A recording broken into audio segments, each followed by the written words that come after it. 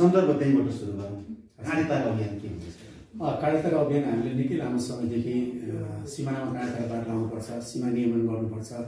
हाम्रो जमिनहरू चाहिँ छिमेकीले मिचिरहेको छ, खिचिरहेको छ। सीमामा बस्ने हाम्रा आम नेपाली दाजुभाइहरू दिन प्रतिदिन प्रताडित भइरहनु भएको छ, हेपिनु परेको छ, दबिनु परेको छ, यातना भोग्नु परेको छ। त्यसैले अब यो खुला बोर्डर राख्यो भने अब यो सानो भूगोल, यो सानो हाम्रो जस्तो मुलुकको अस्तित्व समाप्त हुन सक्छ। त्यस कारणले नै अब सीमानामा काँडेतार बार लाउनु जरुरी छ भनेर हामीले भनिरहेका थियौँ र यसलाई चाहिँ हामीले अभियानको रूपमा लगिरहेका थियौँ। देश विदेशमा संसारभरि छाएका देशभक्त नागरिकहरूले यो आवाज उठाउँदै आएका थियौँ र अहिलेको पछिको अवस्थामा जब लिम्पियाधुरा लिपुले कालापानी चाहिँ सुस्ता के अरे भारतले चाहिँ आफ्नो नक्सामा पार्यो, नक्सामा मात्रै पारेन, त्यसले चाहिँ बाटै उद्घाटन गरिसकेपछि नेपालको सरकारले पनि चाहिँ अब त्यहाँ त्यो विषयलाई लिएर चाहिँ अब आफ्नो भूमि भनेर नक्सामा प्रकाशित गर्ने काम भयो। सँगै अहिले चाहिँ सिमानामा काँडेतार आवश्यक छ, यस कारणले पनि यसरी भारतले मिच्दो रहेछ, यसरी मान्छे भारतले थिच्दो रहेछ, त्यसैले चाहिँ सीमा नियमन गरेर काँडेतार बार लाउन जरुरी छ भनेर अहिले यो राष्ट्रिय बहस बनिरहेको छ। देशका चाहिँ पूर्व प्रधानमन्त्रीहरू, देशका अब मन्त्रीहरू, विभिन्न देशभक्त नेताहरू, देशभक्त नागरिकहरू आज चाहिँ चौतर्फी चाहिँ यो आवश्यक छ भनेर चाहिँ दबाउ दिनु भएको छ। सँगै हामीले चाहिँ अहिले पछि फेरि हामी अभियन्ताहरूले चाहिँ सर्वोच्च अदालतमा हामी गएका छौँ र सर्वोच्च अदालतमा चाहिँ सिमानामा काँडेतार बार लाउनु पर्यो भनेर हामीले रिट दायर गरेका थियौँ र केही समय अगाडि चाहिँ त्यो सर्वोच्च अदालतले पनि त्यहाँ बहस भइसकेपछि हाम्रो तर्फबाट 40 जनाभन्दा बढी अधिवक्ता विद्वान मित्रहरूले बहस गर्नुभएको थियो र अग्राधिकारसहित कारण देखाउ आदेश सरकारको नाममा सर्वोच्च अदालतले चाहिँ कारण देखाउ आदेश जारी गरेको छ। अब केही समयपछि 15 दिनको म्याद दिएको छ। केही दिनपछि अब सरकारको तर्फबाट र हाम्रो तर्फबाट चाहिँ अब दुवै तर्फबाट बहस हुन्छ। सायद अब त्यो केही दिनसम्मपछि टुङ्गोमा एउटा बहसको चाहिँ दुवै तर्फको बहसको स्थिति सर्वोच्च अदालतमा बन्दैछ। यो खालको बहस हुन थालेपछि चाहिँ लैनचौरबाट विशेष दबाब आउँछ अभियन्ताहरूले भन्ने कुराहरू सुनिन्छ। तपाईँलाई के छ त्यसमा? अब लैनचौरबाट दबाब त पहिला मलाई 10 गजा फिल्म बनाउँदै आएको थियो, सुटिङ गरेकै ठाउँबाट पनि लगेटियो हामी होइन। पछि चाहिँ अब विभिन्न खालका प्रलोभन, विभिन्न खालका धम्की, धाक, 5 करोडसम्म पैसा लैजा, फिल्म नदेखा, फिल्म बिग्रियो भनेर चाहिँ प्रेस मिट गर भन्नेसम्मका कुराहरू मलाई आएका हुन् र त्यतिखेर त मर्छस् होइन, त चाहिँ जसरी चाहिँ हिजोको दिनमा आज एउटा शक्तिशाली राजतन्त्र राजदरबार त रहेन भने मनम भण्डारी जस्तो जननेता त यहाँ बाँच्दैन भने त को होस् त एउटा व्यक्ति होस्। त्यस कारणले गर्दाखेरि तैँले चाहिँ पैसा लिएर यो फिल्म चाहिँ बिग्रियो, हार्ड डिस्क बिग्रियो, प्रिन्ट बिग्रियो भनेर चाहिँ प्रेस मिट गरेर यो फिल्म नदेखाएका 5 करोड पैसा लैजा भन्नेसम्म मलाई उनीहरूले अफर दिएका हुन् र त्यतिखेर मैले मानिनँ, किनभने यो विषय भनेको 3 करोड नेपालीसँग जोडिएको विषय हो। आज 9 लाख जस्तो एउटा व्यक्ति 5 करोडमा यदि बिक्री भयो भने 3 करोड नेपालीको स्वाभिमान झुक्छ, उसको शिर झुक्छ। बरु म एकजना मान्छे मर्दाखेरि 3 करोड नेपालीको स्वाभिमान चाहिँ उच्च हुन्छ भने म त्यो 3 करोड नेपालीको शिर उच्च गर्छु, म मर्न तयार छु, मार्नुहोस्, म तपाईँलाई गद्दार गर्दिनँ, देशप्रति आम नेपाली दाजुभाइप्रति म गद्दार गर्दिनँ भनिसकेपछि पछिबाट केही दृश्यहरू धेरै नेपाल सरकारले पनि दुःख दियो, मलाई सेन्सरमा लुट्यो र त्यसपछि चाहिँ नि अब सायद अहिलेको परिस्थितिसम्म चाहिँ त्यसपछि त्यो बेलामा धेरै यातनाहरू मैले भोगेँ। धेरै मलाई चाहिँ अब मार्नकै निम्ति पनि विभिन्न खालका फलोहरू गरियो, त्यो खालको मैले चाहिँ भोगेँ। तर अहिले पछि आएर चाहिँ जब यो सिमानामा काँडेतार बार लाउनुपर्छ भनेर सर्वोच्चमा मुद्दा दायर गर्दाखेरिको अवस्था र त्यहाँबाट अहिलेसम्म आउँदाखेरिको चाहिँ कुनै पनि त्यस्तो खालको धम्कीपूर्ण भाषा अथवा लैनचौरबाट चाहिँ त्यस्तो खालको मलाई चाहिँ आँट हिम्मत गरेको छैन अहिलेसम्म। किनभने यो टेर्दैन, यो अलिक अटेरी खालको छ, यो अलिकति चाहिँ यो मरेर पनि डराउँदैन भन्छ, त्यसैले गर्दा यो मूर्खै हो कि भन्ने सोचेर होला सायद मलाई चाहिँ फेरि त्यो खालको अहिलेसम्म चाहिँ फेरि यो सिमानामा काँडेतार बार अभियान थालिसकेपछि म माथि त्यस्तो खालको आक्रमण चाहिँ हो र त्यसको प्रब्लम चाहिँ आएको छैन। अहिले चाहिँ छ नि जस्तो अब नक्सा पनि आइसक्यो, नेपालको नक्सा सार्वजनिक हो, तपाईँको चाहिँ सरकारले आधिकारिक रूपमा चाहिँ लोगो नै त्यो सञ्चालनमा ल्याइसकेको अवस्था छ होइन। के लाग्छ तपाईँलाई यो जमिन फिर्ता आउँछ? अब यो नेताहरूको विगतलाई हेर्दाखेरि त कतै म्याच फिक्सिङ गरेको हो कि होइन, कतै चाहिँ अब लिम्पियाधुरा लिपुले कालापानीको नक्सा आफूमा ल्याउँदै गर्दा नेपाली जनतालाई देशभक्त राष्ट्रभक्त एउटा चाहिँ सरकार हो भन्ने खालको भ्रम भिजाएर एमसिसी जस्तो चाहिँ एउटा राष्ट्रघाती सन्धि गरेर बा चाहिँ देशलाई फेरि डुबाउन खोजेको हो कि होइन, एउटा चाहिँ देखाएर अर्कोतिर चाहिँ फेरि गेम खेल्न खोजेको हो कि भन्ने खालको एउटा शङ्का पहिला चाहिँ देशभक्त नागरिकलाई भएको छ होइन। तथापि कुरा के हो भने हामी के हुनुपर्छ भने हामी जहिले आशावादी हुनुपर्छ। हिजोको मितिसम्म कुनै विगतका चाहिँ अब राजाका कार्यकालदेखि लिएर पछिका कार्यखण्डमा पनि चाहिँ कसैले नगरेको एउटा चाहिँ त्यो हिम्मत नगरेको ठाउँमा आज तपाईँ हामी जस्ता सारा मिडियाकर्मी, सारा देशभक्त नागरिकहरू, देशभक्त नेताहरूले त्यो एक खालको चाहिँ दबाव र प्रभावमा परेर यो सरकार बाध्य चाहिँ भएको हो। यसो सरकारले आफै स्वत केपी ओलीले मात्रै ल्यायो भनेर म देवत्वकरण गर्ने पक्षमा चाहिँ म बिल्कुल छैन। तर उहाँले ती सबैको भावनालाई समेटेर कम्तीमा त्यो हिम्मत गर्नु, त्यसको लागि सलटै गर्नुपर्छ पनि केपी ओलीलाई। त्यस कारणले गर्दाखेरि हामी आशावादी हौँ र हामीहरू निरन्तर रूपमा हामीले खबरदारी गऱ्यौँ भने, हामीले पहरेदारी गऱ्यौँ भने, जसरी आजको दिनमा एमसिसीको कुरा गऱ्यौँ, पहिला आइफाबाट हुँदै गर्दा त्यतिखेर पनि सशक्त रूपमा मैले विरोध गरेको थिएँ होइन। त्यसै गरी राष्ट्रघाती जुनै पनि कदमहरू हुन्छ भने त्यसका विरुद्धमा जसरी नेपाली जनताहरूको देश विदेशमा छरिएका तमाम देशभक्त नागरिकले खबरदारी जुन रूपले गरिरहनु भएको छ, विभिन्न माध्यमबाट, सामाजिक सञ्जालबाट, प्रत्यक्ष अप्रत्यक्ष फोनबाट जुन तरिकाको चाहिँ सडकमा गएर होइन विभिन्न तरिकाले यो दबाव सिर्जना गरिरहने हो भने एक दिन पक्कै पनि यो नक्सा चाहिँ नक्साले मात्र सीमित नभइकन त्यो जमिनलाई उपभोग गर्न हामी पाउँछौँ भन्ने कुराको चाहिँ एउटा आशा चाहिँ राख्नुपर्छ हामीले। तर यही पाराले, यही तरिकाले अब अहिलेसम्म त्यत्रो समय भइसक्यो भारतको सरकारसँग एउटा कम्तीमा prime minister to prime minister एउटा लेभलमा केपी भर्सेस मोदीसँग कम्तीमा टेलिफोन वार्ता गर्न सकिन्थ्यो, त्यो समय आज गरिसकेको स्थिति छैन। र अनेकका कूटनीतिक जो मर्यादा, कूटनीतिक प्रयत्नहरू नेपाल सरकारले गर्दाखेरि अब भारत सरकारले पाल गरेको छैन हामीलाई। त्यस हिसाबले गर्दाखेरि चाहिँ अलिक शङ्का चाहिँ छ। भनेको चाहिँ जस्तो छ नि अब राजनीति नै भारतीय हस्तक्षेपमा चल्ने गर्छ होइन। अब राजनीति नै त्यो भइसकेपछि, शासन सत्ता नै त्यो भइसकेपछि त यो जमिनभन्दा ठुलो हस्तक्षेप त त्यो देखियो नि त होइन। राजनीतिक हस्तक्षेप त अब विगत लामो समय कालखण्डदेखि नै यो सरकार मात्रै होइन, बरु विगतको चाहिँ राजाहरू महाराजाहरू हुँदाखेरि पनि अब विभिन्न राजाहरू चाहिँ भारतीय गएर शरण लिएको होइन, त्रिभुवनहरू लगायत विभिन्न कालखण्डमा गएर शरण लिएको, एमबिसीभित्र पसेर शरण लिएको आदि इत्यादि हामी त्यसमा पढ्न पाउँछौँ। र चाहिँ अब हिजोको दिनमा चाहिँ प्रजातन्त्र पनि भारतमै बसेर ल्याउने अनि गणतन्त्र पनि भारतमै बसेर ल्याउने यी आदि इत्यादि कारणले गर्दाखेरि अब देशभक्त नेपाली नागरिकहरूले चाहिँ शङ्का उपशङ्का गरिरहेका छन्। र आफ्नो कुर्सीभन्दा प्यारो चाहिँ जुन देशको नागरिकको जनताको बलमा अथवा जनताको भावना चाहना रूपमा चाहिँ इच्छा र आकांक्षा अनुसार नेताहरू चल्नु पर्ने ठाउँमा कुर्सी कहाँबाट प्राप्त हुन सक्छ, सहज रूपमा कसको आशीर्वाद हुँदाखेरि चाहिँ त्यो कुर्सीमा सहजै पुग्न सकिन्छ भन्ने खालको चाहिँ त्यो दृष्टिकोण छ जो त्यो एउटा लम्पसरवाद होइन, एउटा चाहिँ दलालीकरण र चाहिँ गरेका कारणले गर्दाखेरि वास्तवमा यी खालका समस्याहरू र अहिले आज त्यत्रो हाम्रो 72 ठाउँमा हाम्रो सीमा मिचेको छ। लिम्बियातिर लिपुले कालापानी सुस्ता मात्रै होइन त 72 ठाउँमा सीमा मिचेको छ। 60,662 हेक्टर जमिन हाम्रो मिचेको छ। यो यदि चाहिँ हाम्रा नेताहरू सही ठाउँमा उभिन्थे भने, त्यसरी चाहिँ गएर गुलामी नगर्ने, चाहिँ लम्पासाप नपर्ने हो भनेदेखि सायद आजको दिनसम्म त्यो हाम्रो देश त कहिले पनि कसैको गुलाम भएन होइन। जहिले स्वतन्त्र एउटा सार्वभौम सत्ता सम्पन्न राष्ट्रका रूपमा स्थापित हुँदै आयो होइन। र एउटा चाहिँ गुलाम भएको देशले हामीलाई त्यसरी हेप्नु पर्ने, त्यहाँका शासकहरूले अब त्यहाँको जनता र हामी बिचको त एउटा अगाध स्नेह प्रेम छ होइन, जनताको बिचमा कुनै समस्या छैन। तर त्यहाँका जुन शासकहरू छन् ती शासकहरूले हामीप्रति हेर्ने दृष्टिकोण चाहिँ यस कारणले छ। तर हामी यो कुरालाई चिर्दै जानुपर्छ। र अब म त के भन्छु भने यो जुन पहिलो पुस्ताको अब जस्तो शेरबहादुर देउवा, प्रचण्ड, ओली होइन, यो माधव नेपाल, उहाँहरू जो लेभलको एउटा चाहिँ एउटा शीर्ष नेताहरू हुनुहुन्छ उहाँले विश्राम गर्नुपर्छ।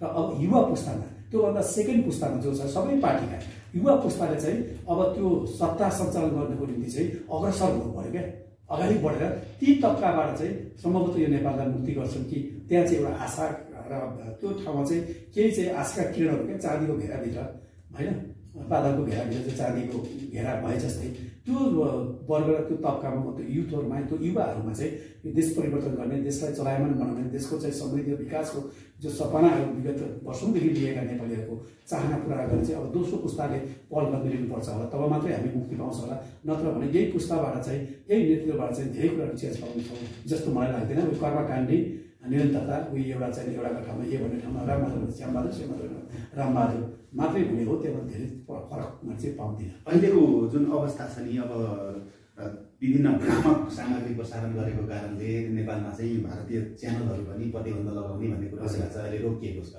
होइन। यस्तो हुँदै गर्दा के लाग्छ, भारतसँग झन् दूरी बढाउँदा ठिक हुन्छ? हामीले चाहेका छैनौँ, नेपालको शासकले पनि चाहेको छैन, नेपाली जनताले पनि चाहेको छैन, नेपाली चलचित्र कर्मीले पनि चाहेको छैन।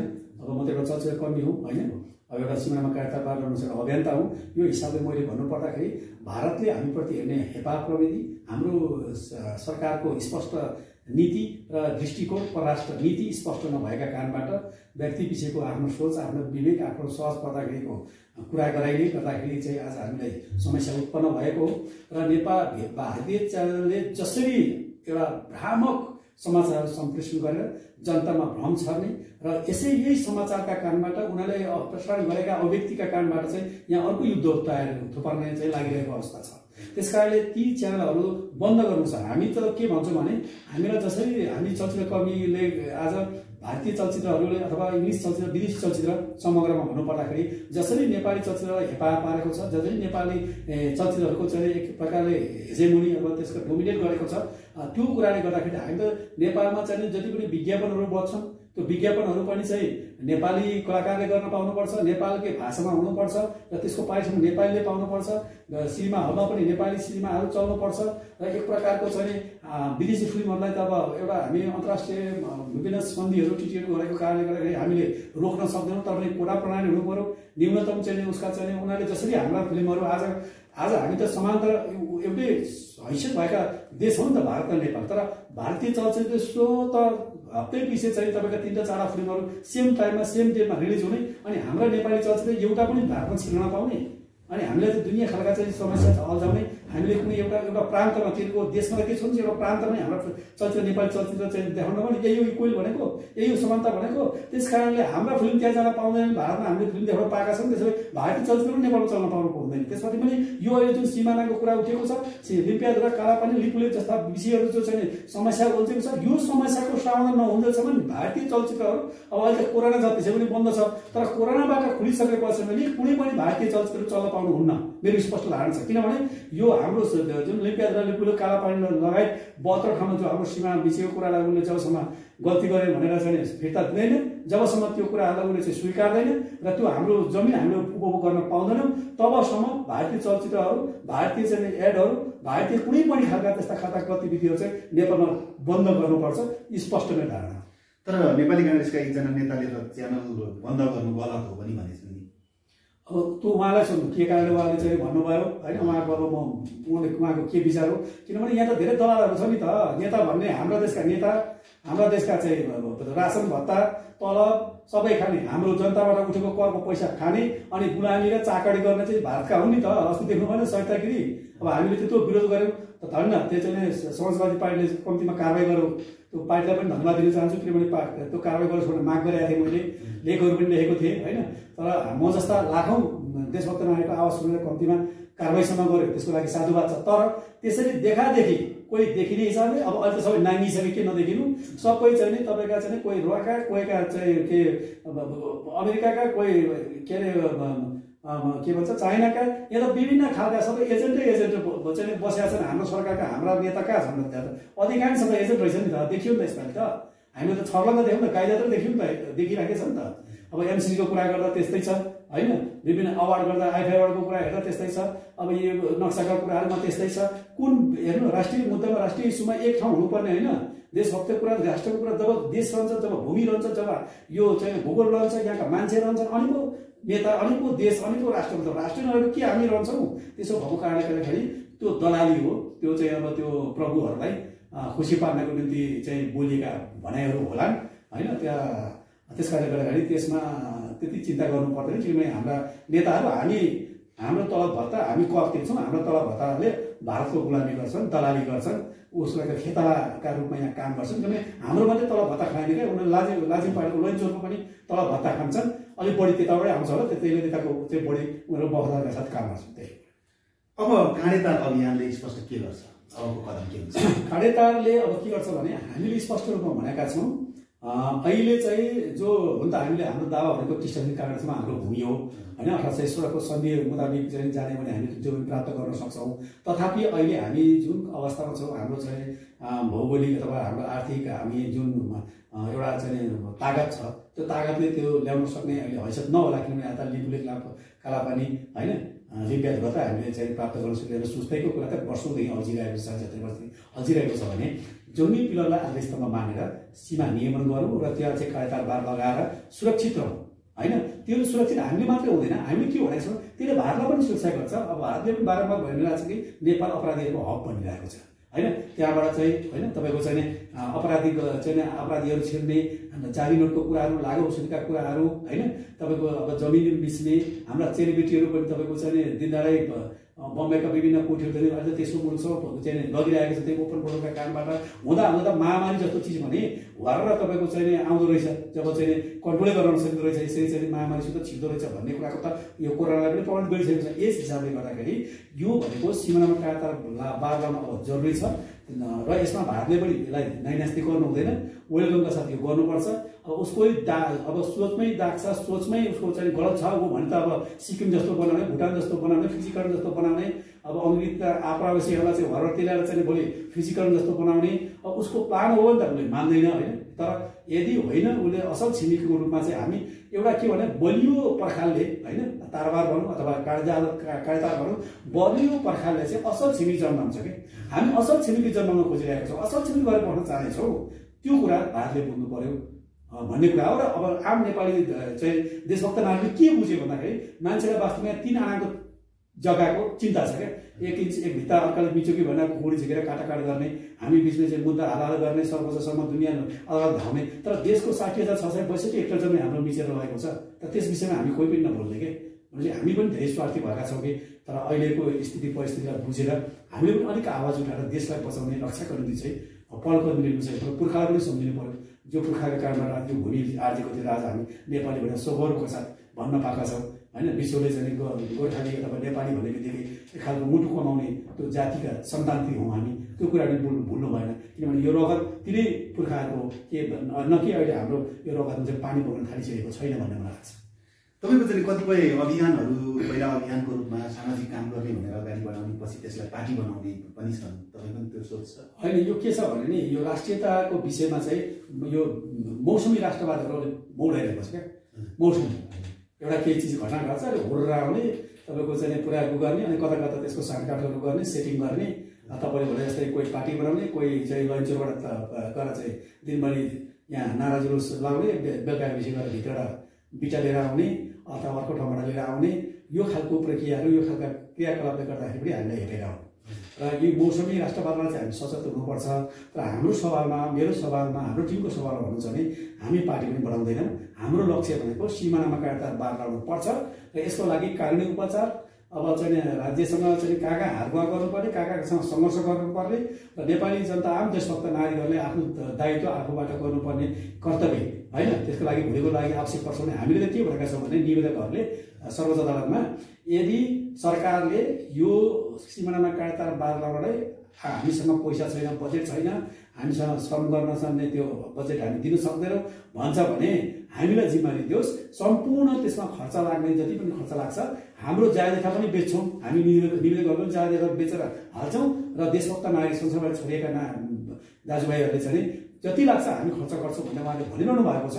त्यस कारणले गर्दा श्रमदान दिन पनि नहुनेले श्रमदान पनि तयार हुनुभएको छ।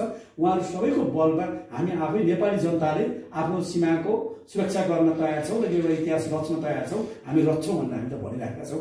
दिनु पर्यो, कानुनी मान्यता, कानुनी आधार हामीलाई दिनु पर्यो भनेर हामीले चाहिँ सर्वोच्चमा रिट हाल्नु कारण त्यही हो। सम्भावना कतिको देख्नुहुन्छ त्यो अधिकार पाउने? अब सम्भावना आफ्नो भूगोलको रक्षा गर्ने, आफ्ना भूगोलभित्र मान्छेहरूको रक्षा गर्नको निम्ति तारबार लगाऊ भनेर भनिरहँदाखेरि चाहिँ नमान्नुपर्ने त कुरा केही छ जस्तो मलाई लाग्दैन। एउटा घर र अर्को घरको बिचमा कति राम्रो एउटा पर्खाल लागेपछि त्यो सम्बन्ध, पर्खाल भनेको बोलचालै गर्न बन्द गर्ने, हाम्रो रोटी बेटीकै सम्बन्ध सकिने अथवा हाम्रो चाहिँ चिनी र नुनै ल्याउन नपाउने भन्ने कुरा त हुन्न नि त। त्यो वाल लगाइसकेपछि त्योसँग चाहिँ कुनै पनि खालका सिधा बस्ने समस्या नहोस्। एउटा प्रगाढ, एउटा असल मैले भने बलियो प्रकारले असल छिमेकी जन्माउँछ हो। हामी त्यही गर्न खोजिरहेका छौँ। रोटी बेटीको सम्बन्ध निरन्तर रहन्छ हाम्रो, त्यो चाहिँ त्यो कुनै खालका पनि त्यहाँ चाहिँ समस्याहरू आउँदैन। हामीले भिसाको चाहिँ पासपोर्ट सिस्टम गरौँ भनेका छौँ। पासपोर्ट सिस्टम भनेको चाहिँ त्यो नजिकमा बस्नेहरूलाई चाहिँ पटक्कै दिने, एकै दिनमा 10 दिन ओर्डर गर्न चाहन्छ भने पनि उनीहरूले जान आउन पाउँछ। तर रेकर्ड चाहिँ रहन्छ कि को गयो को आयो, अपराधी गयो कि सही मान्छे गयो भन्ने, कुन देशको गयो भन्ने कुराको चाहिँ कम्तीमा लेखाजोखा चाहिँ गर्नुपर्छ भन्ने कुरा हो। र हामीले सम्भावना देखेर यो काम गरेका हौँ। र आजको मितिसम्म आउँदाखेरि यो चिज हिजोको दिनमा एक्लै उठाउँदाखेरि मान्छे हाँस्थे, खिसौटी गर्थे मलाई, यो नवलखडका काम पाउँदैन, के एउटा इस्यु निकालेर यसो छाइरहन खोज्छ भन्ने टाइपबाट एङ्गलबाट चाहिँ भन्थे। तर अहिले आएर चाहिँ जब यो विभिन्न खालका समस्याहरू झन् विकसित हुँदै गए, लिपेन्द्र लिपुले कालापानी सुधा खर्ला उसले खाने प्रयत्न गरिसकेपछि त यो त अति आवश्यक रहेछ, लो हेत यो मान्छेले उठाएको चिज त सही रहेछ भन्न आजको दिनमा कडेतार सीमा कायदा जरुरी छ, लगाउनु पर्छ भनेर आम देशभक्त नागरिकको एक सोच छ। अहिले पछिल्लो समय छ नि, हामी अर्को प्रसङ्गमा कुरा गरौँ। हजुर, चलचित्र क्षेत्रमा निकै अहिले भाइरल विषय महानायकको कुराहरू उठिरहेको छ। हजुर हुन्छ कसैले होइन भन्छ, महानायक कसैले हो भन्ने कसैले होइन भन्ने त चलिरहेको छ नि त। स्वयं जसले होइन भन्नुभयो उहाँले नै त्यसको खण्डन मण्डन गरेर यो स्पष्टीकरण दिइसक्नु भयो, म चाहिँ नै उहाँको विरुद्धमा होइन भन्ने कुरा उहाँले गरिसक्नु भएको छ। त्यस कारणले गर्दाखेरि मलाई के लाग्छ भने यो विषयमा धेरै यसलाई विवाद चर्काउने भन्दा नि अब यसलाई चाहिँ समस्या समाधानतिर लैजानुपर्छ। किन हाम्रो सानो एउटा चाहिँ चलचित्र उद्योग छ, त्यसै एउटा सानो छ, त्यो भित्र पनि एउटा सानो सेक्टर हो। हामी एउटा परिवारभित्रको मान्छे हौँ होइन, परिवारभित्रको मान्छे भइसकेपछि एकले अर्कालाई रेस्पेक्ट गर्नुपर्छ कि कसैलाई चाहिँ घमण्ड डाहा ईर्ष्याले मान्छेलाई चाहिँ काहीँ पनि पुर्याउँदैन क्या। एकले अर्कालाई सद्भावले, स्नेहले, मायाले, ममताले हामीले चाहिँ यो चलचित्र उद्योगलाई आजसम्म चलायमान गर्दै आएका हौँ। अब फेरि पनि हाम्रो एकता, हाम्रो भित्रको मित्रता, हामी भित्रका दुःख सुखको साथले मात्रै हामी यो चलचित्रलाई अगाडि बढाउन सक्छौँ। र यतिखेरको अवस्थामा मलाई के दुःख लागिरहेको छ भन्दाखेरि चाहिँ होइन, अब यो बिना पकाएका कुराहरू गरेर मान्छे कहाँ सगरमाथा चढिसकेको मान्छे, सगरमाथाको चुचुमा यसरी मान्छेहरू चाहिँ हेर्दाखेरि टोपी खस्ने जस्तो हिसाबले त्यो उचाइ पाइसकेका मान्छेहरूले सानातिना कुराहरूमा चाहिँ अल्झलेर अहिले केचना कवचतिरै कता पुग्यो भनेर खोज्नुपर्ने अवस्था पुगे। त्यस्तो काम गर्नुहुन्छ आफूले आफ्नो चाहिँ बजेटले चाहिँ हाम्रो। त्यस कारणले गर्दाखेरि एउटा सेलिब्रिटी भइसकेपछि हामी चाहिँ समाजमा के त्यसको प्रभाव पर्छ, हामीले कसरी बोल्ने, अर्काको विषयमा के भन्ने, सम्मान आदर सिनियरहरूलाई चाहिँ सत्कार कसरी गर्ने भन्ने कुराहरू हेकार राख्नुपर्छ क्या। हुन त हो, अब कसैले चाहिँ नेपाल सरकारले लालमुर्ला दिएको होइन, अरू कसैले चाहिँ त्यो भनेको होइन, तर जब जनताले, जब दर्शकले त्यो कुरालाई स्वीकार्छन् र त्यो कुरालाई चाहिँ के अरे स्वयं त्यो दिएको व्यक्तिले पनि त्यो चाहिँ त्यो पदवी, त्यो महान, त्यो के भन्छ लाई चाहिँ सम्मानलाई चाहिँ ठिक छ भनेर स्वीकारिसकेपछि त सक्यो नि त। जस्तो एउटा कुरा तपाईँलाई उदाहरण म दिन्छु। एउटा मैले पढेको थिएँ कि पश्चिममा एउटा कार्यक्रम हुँदैछ स्वर सम्राट नारायण गोपालको। नारायण गोपालजी जाने गर्दा म त्यो उसमा चाहिँ माइकिङ गर्दै त्यो रिक्सामा मान्छेहरू चाहिँ स्वर सम्राट नारायण गोपालको कार्यक्रम हुँदैछ हेर्न आइदिनु होला भनेर माइकिङ गर्दै हिँड्दै रहेछ। त्यो चाहिँ नारायण गोपालले ठ्याक्क सुन्नु भएको छ। सुनिसकेपछि त्यो आयोजकलाई बोलाउनु भएछ, यो स्वर सम्राट भनेर कसलाई भनेको होइन, त्यो माइकमा अहिले त्यसले त्यो स्वर सम्राट भन्ने गायक नारायण गोपाल भनेर चाहिँ माइकिङ गऱ्यो भने म कार्यक्रममा आएँ न, म फर्केँ काठमाडौँ भनेर भन्नुभएको छ। म कसरी स्वर सम्राट भएँ? स्वर सम्राट हुनको निम्ति त विश्वले मेरो गीत सुन्नु पर्यो, विश्वले मेरो के अरे गीतलाई मन पराइदिनु पर्यो, मेरो स्वरलाई मन पराइदिनु पर्यो, त्यसपछि पो म स्वर सम्राट हुन्छु त। म त अहिले गायक मात्रै हो, त्यसैले मलाई गायक भन्नुहोस्, स्वर सम्राट नभन्नुहोस् भनेर चाहिँ उहाँले भन्नुभएको छ क्या। मैले पढाएको मतलब चाहिँ राजलाई पनि होइन, कसैलाई अब उहाँलाई त्यो भनेको चित्त बुझेन, मलाई चाहिँ स्वर सम्राट नभन्नुहोस् भन्ने उहाँले भन्नु। तर जनताले त दियो नि त, स्वर सम्राटै हो भने भन्यौँ नि त हामीले त होइन। कसैलाई स्वर किन्दरी भन्यौँ, कसैलाई चाहिँ अब महानायकलाई अहिले त महानायक होइन, रायसँगले म महानायक होइन है मलाई नभन्नुहोस् भन्यो भने तपाईँले भन्न पाउनुहुन्न। तपाईँ महानायक नै हो, महानायकै रहनुहुन्छ, हाम्रो महानायक नै हो भनेर अब दर्शकले छोडेर भनेर अब उहाँले पनि धर्काउने अवस्था छैन क्या। म होइन भन्दा पनि उहाँले धर्काउने अवस्था छैन। मैले भन्न खोजेको कुरा के भने यो चाहिँ जति पनि मान पदवी इज्जत प्रतिष्ठा उपाधिहरू दिएका छन् होइन, त्यो भनेको चाहिँ वास्तवमा चाहिँ पब्लिकले दिने हो, कसैले एनाउन्स गर्ने हो। तर त्यसको पछाडि त्यसलाई चाहिँ त्यो समाजले त्यो कुरालाई स्वीकारिसकेपछि चाहिँ अब त्यही नै हाम्रो चाहिँ अन्तिम के भन्दा स्वीकार्योक्ति हो। त्यसो भएको कारणले गर्दा महानायक रायशर्माले हुनुहुन्छ, उहाँलाई हामीले चाहिँ मानिसकेका छौँ। र एउटा कुरा के भने पहिला कुरो त नायक के हो भन्ने कुराको, महानायक हुनको निम्ति नायक के हो भन्ने कुरा बुझ्नु जरुरी छ, जसलाई हामी हिरो भन्छौँ होइन। म यो कुरा तपाईँकोमा पनि राख्न चाहन्छु, एउटा मलाई पनि बोलेको थिएँ मैले। हिरोको फुल फर्म के हो त, हिरोको अर्थ के हो त, मलाई लागेको अर्थ म भन्छु, अरूलाई फेरि लाग्नु अनि स्वीकार्नुपर्छ भन्ने छैन है। मलाई लागेको कुरा भन्छु, यास भनेको हेल्दी, स्ट्रङ हुनुपर्ने शारीरिक सुसङ्गठित एउटा हाइट बडी एउटा हेर्दैखेरि पनि 100 जनाको बिचमा पनि कम्ती उभिँदाखेरि त्यो हिरो है भन्ने टाइपको मान्छेले चाहिँ फिल गर्नु पर्यो, त्यो अनुमान गर्न राम्रोसँग पर्यो, त्यो खालको एउटा हाइट चाहियो, मतलब हेल्थ चाहियो। त्यसपछि एचई एजुकेटेड हुनु पर्यो, शिक्षित हुनु पर्यो होइन। अनि एचई आर भनेको के भने ओबिडिएन्ट, रिच, आर भन्छ रिच। रिच भनेको के भन्दाखेरि बौद्धिक क्षमता, त्यसको विश्लेषण गर्न सक्ने, कुनै पनि विषय यो है भनेर ठोस कुरा त्यसलाई निर्कुल र निष्कर्ष निकाल्न सक्ने त्यो बौद्धिक ल्याकत र क्षमता भएको मान्छे चाहियो। अनि ओ भनेको ओबिडिएन्ट, आज्ञाकारी, अनुशासित, इमान्दारिता, त्योसँग छ कि छैन, यी कुरा भएको मान्छेलाई हामी हिरो भन्छौँ। अब यो कुराहरूलाई क्रस गर्ने अब हिरोसँग छ कि छैन भन्ने कुरा चाहिँ स्वयं आफैले चाहिँ मूल्याङ्कन गर्नु पर्यो क्या, आफूले गर्नु पर्यो। तर त्यो कुराहरू त राय समाज सबभन्दा अब्बल देख्नुहुन्छ मेरो नजरमा पनि, सायद दर्शकको नजरमा र अरू साथीहरूको नजरमा के देखेर आज उहाँलाई महानायक भनिएको होला, बौद्धिकता हिसाबले, उहाँको बडी स्टेजको हिसाबले होइन, उहाँको बौद्धिक के अरे तपाईँको चाहिँ एजुकेसनका हिसाबले, उहाँको चाहिँ एउटा इमान्दारिता, उहाँको अनुशासनका हिसाबले उहाँले कसले पनि आजसम्म त्यो छुचोमुख गरेर प्लान प्लुङ भनिहिँड्ने, कसैलाई होच्याउने, कसैलाई उचाल्ने काम त आजसम्म हामीले देखेका छैनौँ। किनभने मैले पनि तिनवटा फिल्म सँगै गएँ, 10 गजा, माया बस्छ, क्रान्ति त म पनि सँगै काम गरेको हुँ होइन। त्यस कारणले गर्दाखेरि उहाँले त्यो जुन हामीले महानायक भनेर दर्शकहरूले जुन अगाध स्नेह माया दिनुभएको छ त्यो कुरा एकदमै सही छ। यसमा विभेद गर्नुपर्ने कुनै कामै छैन। अहिले मलाई चाहिँ के लाग्छ भने बरु राय समालको आवश्यकता अझै पनि छ, मैले सोचेको चाहिँ। र अझै पनि राय समाल हामी अपेक्षा गर्छौँ कि अबका दिनहरूमा पनि उहाँले सिनेमा क्षेत्रमा फेरि पनि खेल्नुहुनेछ। उहाँले इच्छा गर्नु, मेरो फिल्म कार्यतार बनिरहेको छ, केही पर्सेन्ट मैले गरेको पनि छ सुटिङ, र बाँकी 95% 90% नै बाँकी छ। म मेरो फिल्ममा उहाँलाई पनि राख्न चाहन्छु। यदि उहाँले चाहिँ समय दिनुहुन्छ, मलाई इच्छा पर्छ भने खेलिदिनुहोस् मेरोमा पनि। र यस्ता म जस्ता धेरै मान्छेहरूले उहाँलाई लिन चाहनुहुन्छ। र उहाँले चाहिँ अझै पनि नेपाली चलचित्रले उहाँलाई पर्खिरहेको छ, उहाँको आवश्यकता खड्किरहेको छ। त्यसैले नेपाली चलचित्रमा फेरि पनि तपाईँले जसरी 20-25 वर्षमा निरन्तर गर्नुभयो अझै पनि गरिदिनुहोस् भन्ने अनुरोध हो।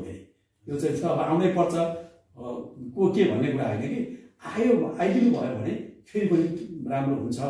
र यो एचइआरओको जुन चाहिँ हो त्यो उहाँसँग छ, यसो भन्दैमा फेरि अरू होइन नि त भन्ने कुरा होइन है। फेरि या विषयले लुतो लङ्गडो तपाईँको के भन्छ, अब यो होचो अग्लो नाक लाम्चो नाक थेप्चो जो पनि हिरो हुन्छ विषयले, जस्तो थिल्ले होइन, थिल्ले क्याराभानको हिरो, भेडी गोठालो 60-65 वर्षको एउटा भनौँ न वृद्धै हो नि त, भन्दा वृद्ध मान्छे क्याराभान भन्ने फिल्मको हिरो हुनुभयो। र उहाँले खेलेको फिल्म ओस्कारमा गयो, ओस्कारको नोमिनेसनको टप 5 भित्र पर्यो। यस्तो विश्वभरिका फिल्महरूमा नेपालको तर्फबाट सायद पहिलो फिल्मै त्यही हो कि थिल्ले हिरो भएको फिल्म चाहिँ के भने क्याराभान भन्ने फिल्म थिल्ले हिरो भएको ओस्कारको टप 5 मा पर्यो। तर आज हाम्रा कुनै पनि चलचित्रकर्मी, कुनै पनि हिरोहरूको त नोमिनेसन त परेन नि त। नेपालबाट प्रतिनिधित्व गर्न गयो, त्यहाँ समावेश भयो, वर्षको एउटा फिल्म हामीले पठाउँछौँ, त्यो वर्षमा एउटा पठाउँदा त्यो सर्वोत्कृष्ट फिल्म नेपालको तर्फबाट पठाइएको हुन्छ। तर पनि परेन भने के भने त्यो विषय हिरो थियो, मैले भन्न खोजेको विषय हिरो थियो, त्यस कारणले थिल्ले पनि त्यो विषयको हिरो हुन सक्नु भयो। अब त्यस्तै अरू कुनै पनि विषयको तपाईँको चाहिँ विषयवस्तु हुँदाखेरि जो पनि हिरो हुन सक्ने भयो। तर हिरोमा अझ गुण के हुनुपर्छ होइन, त्यो हिरो शक्तिमान सर्वमान्य र सबैले स्वीकार्य व्यक्ति अझै महानायकै हुनको निम्ति चाहिँ एचइआरमा हुने गुण चाहिन्छ। त्यो भनेको राय समाजजीसँग छ, यो भन्दैमा अरूसँग छैन भन्ने कुरा होइन। अरू समय छ र अरूहरूलाई पनि त्यही रूपले दर्शकहरूले स्वीकारेको छ कि कसैलाई चाहिँ अब विभिन्न नामहरू, विभिन्न स्थानहरू र उहाँका फिल्महरूलाई चाहिँ रुचाइदिनु भएको छ। र अरूलाई पनि एउटालाई माया गर्दैन, अरूलाई माया नगर्ने, अरूलाई कम हुने भन्ने कुरा पनि होइन क्या। एउटालाई माया गऱ्यो भने अरूले पनि माया पाउनको लागि नयाँले गर्नु पर्यो। पाइरहेका अझ माया कसरी बढाउने र आफ्नो दर्शकसँग, आफ्नो देशको समन्वित कसरी गर्ने भन्ने कुरा चाहिँ हुनुपर्छ। तर मलाई दुःख चाहिँ केमा लागेको छ भने अहिले जसरी तपाईँलाई बजारमा उठेका विभिन्न खालका विवादहरू आइरहेछन् नि, यो विवाद देखेर यो विवाद उठ्ने विवादै होइन क्या। यो विवादलाई यसरी चर्काउनु पर्ने नै होइन, चर्काउनु पर्ने, विवाद गर्नुपर्ने, डिबेट गर्नुपर्ने, डिस्कस गर्नुपर्ने विषय चाहिँ के हो भने कोरोनाबाट यस्तो चाहिँ तनावग्रस्त छौँ हामी, अब सिनेमा क्षेत्रलाई कसरी चलायमान गर्न सकिन्छ भनेर विभिन्न संस्था, हामी जस्ता सबै अहिले जो बसमा छौँ त्यो बसको मान्छेहरू त्यतातिर लाग्नु पर्थ्यो। अब एमसिसी देशको लागि घातक छ कि अथवा छैन भन्ने त्यो विषयमा हामीले भन्नुपर्छ कि देशलाई नै हामी रहने हौ, हाम्रो क्षेत्र रहने हो, नत्र भने त हामीले सकिन्छौँ। आज चाहिँ त्यत्रो ठाउँमा जमिनहरू मिच्यो, सीमा मिच्यो, सीमाको विषय त्यहाँ भएका मान्छेहरूको जो पीडा छ त्यो पीडाका विरुद्धमा, त्यो पीडाका पक्षमा नेपाली चलचित्र कर्मीहरूले बोलिदिनु पर्छ। देशका पक्षमा, राष्ट्रका पक्षमा, देशभक्तिका पक्षमा बोल्नु पर्छ। त्यहाँ बोल्दैन, त्यहाँ कोही कुरै गर्दैनन्। अनि नचाहिने कुरामा, सानोभन्दा सानो कुराहरूमा डिबेट र डिस्कस गरेर आफू पनि नाङ्गिने, अरूलाई पनि नङ्गाउने जाँदा खोज्दै जाँदा सबै नाङ्गिने भेटिने हो नि त। अनि त्यतातिर चाहिँ हामी जाने जुन कार्य भइरहेको छ यसमा मेरो चित्त दुखाइ छ। म यसमा चाहिँ एकदमै दुखित छु। यो कामहरू बन्द गरिनुपर्छ र समग्र चलचित्र उद्योगलाई चलायमान बनाउनको निम्ति अबको बहस र अबको चाहिँ हाम्रो त्यो कार्यगत एकता होइन, हामी बिचका सानातिना झिनामसिना कुराहरूलाई चाहिँ अब कलाकार सङ्घ छ होइन, कलाकार सङ्घमा बसेर अब निर्माता सङ्घमा बसेर निर्माताको केस हो, निर्माता सङ्घ, कलाकार सङ्घमा बसेर दुईटैलाई जो बाजा जुदा भएछ, जसको अहिले यो मतलब भाइरल भइरहनु भएको छ जनताका बिचमा, दर्शकका बिचमा, एकको पक्ष र विपक्ष भएर चाहिँ यहाँ चाहिँ पोलिटिक्स जस्तै चाहिँ चलचित्र क्षेत्र बनिरहेको छ। यो बन्द गरिनुपर्छ र आफ्नो घरभित्रको कुरा घरभित्रै मिलाएर, चलचित्र क्षेत्रको भित्रका मान्छेहरूको चलचित्र चाहिँ मिलाएर हामी कार्यगत एकता गरेर र जो अहिले बाजेर जो मुख हेरा नसक्ने अवस्थामा हुनुहुन्छ उहाँहरू एउटै प्रोजेक्टमा काम गर्ने पात्र बनाइदिनु चाहिँ आजको संस्थाको दायित्व हो। र तपाईँ हामी जस्ता अग्रजहरूको पनि त्यो भूमिका हुनुपर्छ। तपाईँ जस्तो मिडियाको पनि त्यतातिर चाहिँ तपाईँको कार्यक्रमहरू लक्षित हुनुपर्छ भन्ने मलाई चाहिँ मेरो चाहिँ अनुरोध है तपाईँहरूलाई। चलचित्र क्षेत्र अब कसरी चल्ला के लाग्छ तपाईँलाई? अब चलचित्र क्षेत्र त्यति सहजै चल्न सक्ने अवस्था छैन, किनभने चलचित्र क्षेत्र पहिला पनि चलायमान चाहिँ तपाईँको चल्दाखेरि पनि त्यो राम्रोसँगले गति दिन सकेको थिएन, गतिशील रूपमा चलेको थिएन।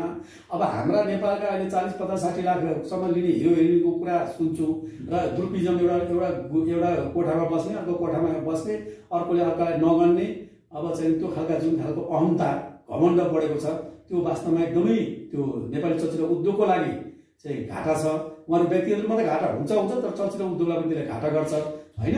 र आजको दिनमा जसरी विदेशी चलचित्र अघि पनि मैले जोडेँ, जसरी भारतीय चलचित्रहरू अहिले यहाँ चल्न आयो भने सलमान खान, आमिर खानका फिल्महरू आयो भने यहाँका को हुनु, यहाँका टप हिरोहरू होइन, अब तपाईँहरूले छुट्याउनु होला, उहाँहरूको तालु ओठ सबै सुकिहाल्छ। 100जना तिनका त्यो चलेका हलमा, हाम्रो नेपाली फिल्म चलेका हलमा मान्छे हुनन्, उनीहरूका दिनमा हप्ता 10 दिनसम्मको टिकटै पाइँदैन। अब अवस्था त्यस्तो छ। भन्नुको अर्थ के भने अर्को कुरा मैले गम्भीर कुरा के उठाउन खोजेको भने नि हाम्रो भूमि मिचो आज हिजो सकेको थिएन, आज नक्सामा ल्यायो, आज नक्सामा जमिन बोहो गर्न पाएन त के भयो, हामी ल्याउला, हामीले ल्याउनु छ भने हाम्रो पुर्खाले ल्याउँछ कि, हाम्रो सन्ततिले ल्याउँछ कि, हाम्रो छोराछोरीले ल्याउला कि, हाम्रो भाइ पुर्खाले ल्याउला।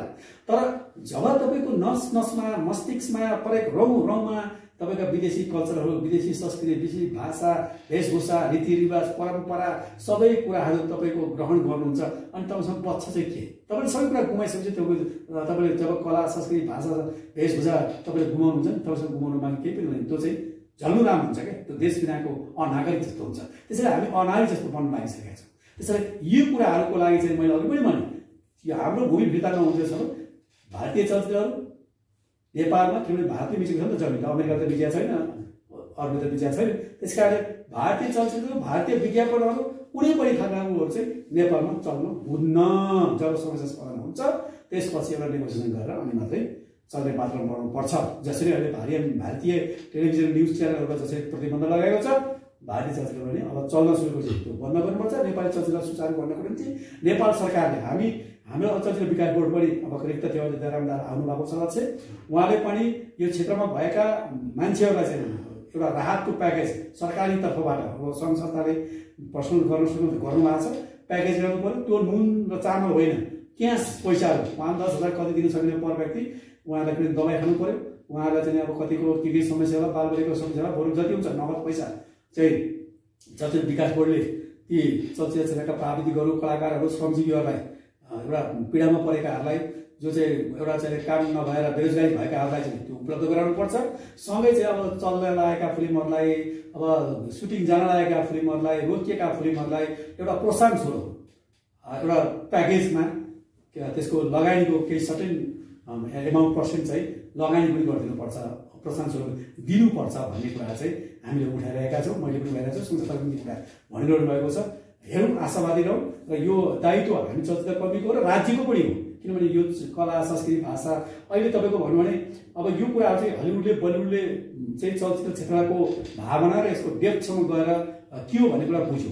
जब अहिले चलचित्र के हुन्छ, चलचित्रमा कथा हुन्छ, सङ्गीत हुन्छ, तपाईँको चाहिँ त्यहाँभित्र साहित्य हुन्छ, त्यहाँभित्र होइन अब गीतदेखि लिएर हरेक कुरा प्रविधिदेखि लिएर त्यसका समुच्च यी सबै कुराको समुच्च विकासको रूप भनेको चलचित्र हो। यी सबै कुरा त्यो चित्रमा त्यो भएपछि मात्रै चलचित्र बन्छ क्या। त्यसो भएको कारण यो कुरा हलिउड र बलिउडले जानेर त्यही माध्यमबाट संसारमा राज गरिरहेको छ। अहिले भाषा हेजिमोनीदेखि लिएर संस्कृतिको हेजिमोनीदेखि लिएर आर्थिक आम्दानीको चाहिँ ठुलो राज्यलाई कर बुझाउने पनि त्यो क्षेत्र बन्न सकेको छ। अब हाम्रोतिरको त यताको भाषा वेशभूषा यताको फिल्महरू चाहिँ लाज लाग्ने खालको बाहिरको कपी गर्नुपर्ने नक्कल गरेपछि ठुलो हुने खालको जुन सोच विकास भइरहेछ यसले हामीलाई चाहिँ लगाएर दुर्घटनामा लगेर पार्छ। त्यसकारण यो बन्द गरिएर नेपाली चलचित्रको समृद्ध विकास समृद्धिको लागि नेपालको सरकारले राज्यले पनि अब राष्ट्रभक्ति देशभक्ति भन्छ अब मौलिक चलचित्र अनुदान दिने भन्छ अहिले आएको छ। तर अहिले व्यवसायिक चलचित्रहरू त्यही रूपले चाहिँ एउटा यो कोरोनाबाट जब मुक्त भएर अझै 2 वर्ष लाग्छ होला त्यो समयसम्मको लागि चाहिँ केही न केही प्रोत्साहन स्वरूप राज्यबाट पनि एउटा 20-25-30% कतिसम्म हुनसक्छ हरेक सेक्टरको मान्छेहरूलाई चाहिँ कम्तीमा आर्थिक भार पनि बेहोरी दिने एउटा वातावरण तयार हुनुपर्छ। तपाईँको समयको लागि धन्यवाद। धन्यवाद।